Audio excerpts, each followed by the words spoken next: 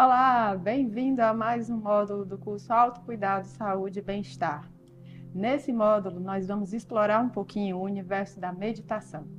Para isso, hoje nós temos um convidado, o professor Michel Ângelo, da Universidade Federal do Ceará, que é professor de enfermagem, e ele lá na universidade tem um projeto de extensão onde há práticas meditativas às sextas-feiras e também um curso de meditação para a comunidade universitária. Professor Michel, muito obrigada pela sua disponibilidade e participação. Seja bem-vindo.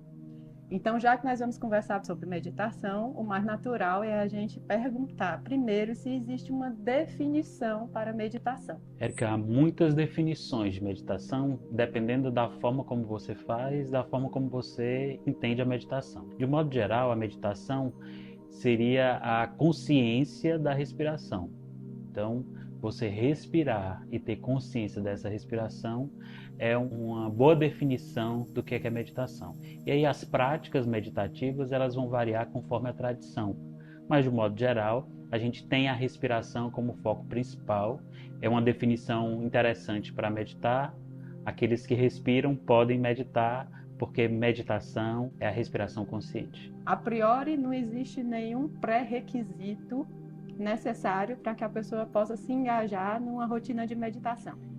Se esses pré-requisitos forem alguma coisa que impeça a pessoa de meditar, não. Todos os que respiram podem meditar, né? Desde que estejam atentos, conscientes da respiração e queiram fazer disso uma prática meditativa. É necessário haver alguma espécie de preparação para a meditação? A gente tem alguns cuidados com a meditação. Além da posição, a própria respiração, que a gente sugere que seja uma respiração profunda, que a gente chama de respiração diafragmática, onde a gente inspira e enche o ar, o peito todo, e a gente vê o abdômen aumentar, e quando a gente inspira, né, faz isso, e expira, diminui.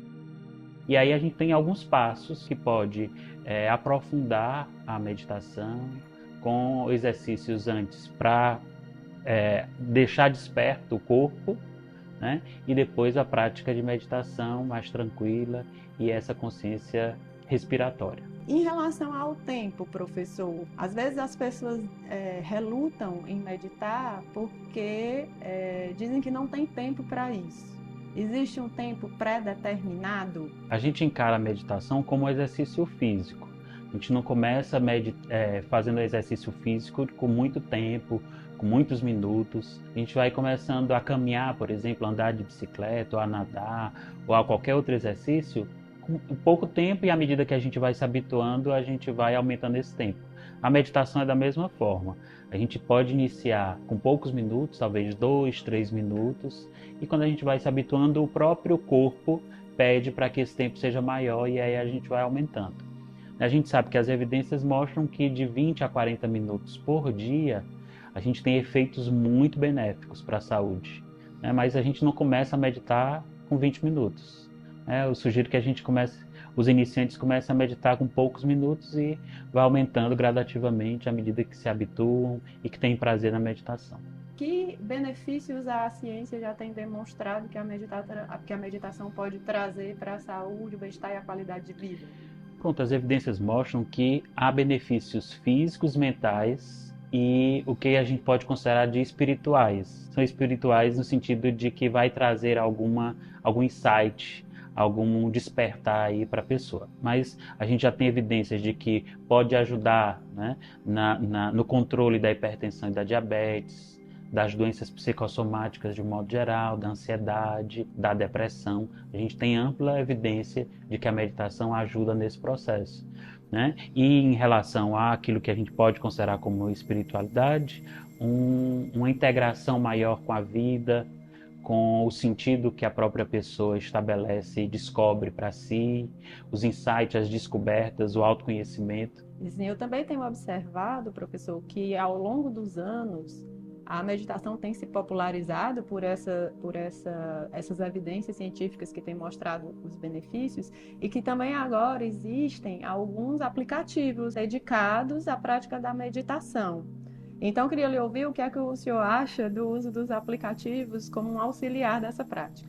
Os aplicativos são muito práticos, Por exemplo, eles marcam o tempo que você quer meditar e há um sininho que marca e avisa você que o tempo acabou. Para os grupos isso é muito interessante, há inclusive músicas que a gente pode utilizar como mantra para o início, para o fim da meditação. Então, os aplicativos são muito práticos e ajudam muito no processo. Mas isso também não é uma obrigação ou a gente só pode meditar se tiver o aplicativo. Não, mas eles ajudam bastante. Quer dizer que para meditar eu vou precisar sempre de alguém me guiando? Ou alguma música para trazer a minha atenção, para tirar a minha atenção dos meus pensamentos corriqueiros? Há muitos aplicativos, inclusive, que a gente chama de meditação guiada. Então, há um tempo em que há uma gravação e que você vai sendo levado nessa meditação guiada aquilo que se estabelece nesse áudio. Isso é um tipo de meditação que as pessoas têm utilizado muito e há aplicativos para isso. E há outros que não, que é mais ou menos o que a gente costuma utilizar, que é apenas para marcar o tempo, para ter um sinal sonoro. Isso vai variar de aplicativo para aplicativo. A gente tem um dispositivo na meditação que isso é tão antigo quanto a própria meditação, que são os mantras, que é uma palavra, uma frase que pode ser musicada ou não e que você repete. Isso ajuda no processo de concentração. A gente chama o mantra de a chave para abrir o processo de meditação. O seu cérebro se condiciona a ouvir aquele mantra, já aquietar e entrar no processo de meditação. É tanto que a gente tem experiência de que em determinados momentos de talvez de ansiedade, de angústia, e que não há tempo e não há um momento de meditação, mas quando a gente repete o mantra que a gente tem utilizado nos processos de meditação, a gente sente os efeitos emocionais da meditação só repetindo o mantra, né? Então, há muitas tradições em que esse mantra é dado por um mestre de meditação, mas há outras tradições que a própria pessoa escolhe a palavra, a frase que faz muito sentido e que ela escolhe como mantra para meditar sempre. Eu acho que isso é muito importante, né, professor? A gente esclarecer um pouco o que é o mantra, assim como o senhor acabou de fazer, porque algumas pessoas associam essa palavra com algumas religiões. Exato. E não é exatamente isso, né? Por conta mesmo da tradição da meditação transcendental, e isso se popularizou essa palavra, que não é portuguesa, né, do sânscrito, mas que define exatamente o que a gente quer. Essa repetição que nos conecta e que, dependendo da tradição, isso vai ganhar mais ou menos importância, mas que isso facilita bastante o fato da gente entrar no processo de meditação. Pois é, inclusive nós, em outro módulo, tivemos uma conversa com a professora Delane Gondim, né, que nos esclareceu como é que o cérebro aprende, como é que o cérebro cria hábitos.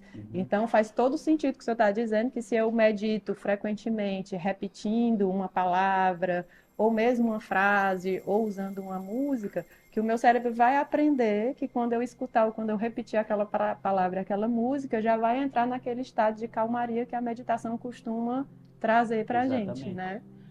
O sujeito, ele repetindo o mantra, ele já vai receber os efeitos, os benefícios corporais da meditação, porque o cérebro entende que aquilo já é a meditação. O que é interessante falar a respeito dos tabus que as pessoas criam em relação à meditação. A meditação é para as pessoas tranquilas, pessoas muito agitadas, hiperativas, elas não podem meditar ou não conseguem meditar. Isso é bobagem.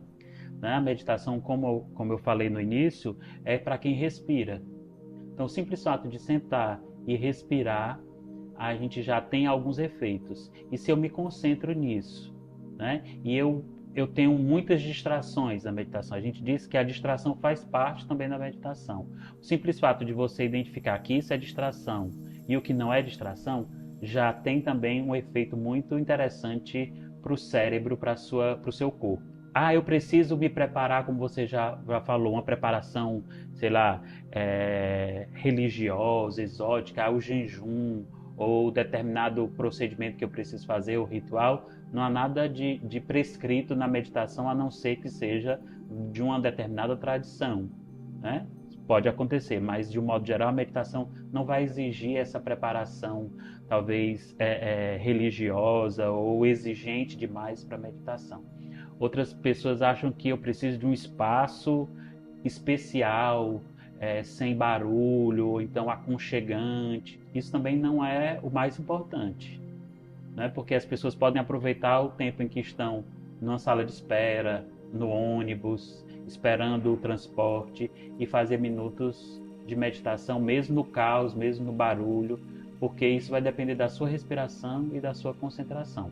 Obviamente, um ambiente tranquilo, calmo, facilita no processo de concentração, mas não é uma situação que exige, a meditação não vai exigir isso como impedimento para você meditar, não. Eu lembrei agora também que uma outra questão que às vezes as pessoas levantam quando falam de meditação são as possibilidades de fazer meditação em movimento. O mais difundido é a meditação onde você está ali, quietinho, mantendo o foco ou na respiração, ou no mantra, ou enfim, é o foco, né? Inclusive, você acabou de dizer, né? Quando eu me distraio é que eu saí desse estado meditativo. Sim. E a própria identificação dessa distração já é um benefício, porque eu já vou começar a identificar os estados. Existe mesmo essa possibilidade da meditação em movimento, desde que eu mantenha o foco. E aí a gente tem muitas práticas que a gente poderia enumerar aqui. O próprio yoga é uma prática que alia meditação e movimento, né, posições. E aí também essa posição da meditação pode ser variada. A gente pode dizer que há posições que facilitam, né? Por exemplo, é preciso que a coluna esteja ereta para a expansão pulmonar seja facilitada e seja completa. É porque se você, dependendo de uma determinada posição, o pulmão pode estar mais pressionado. É bom que você esteja com a coluna ereta e uma posição que seja confortável para você. Então, vamos permanecer na disciplina de uma prática de autocuidado e de cultivo de bem-estar, incluindo também nela a prática da meditação.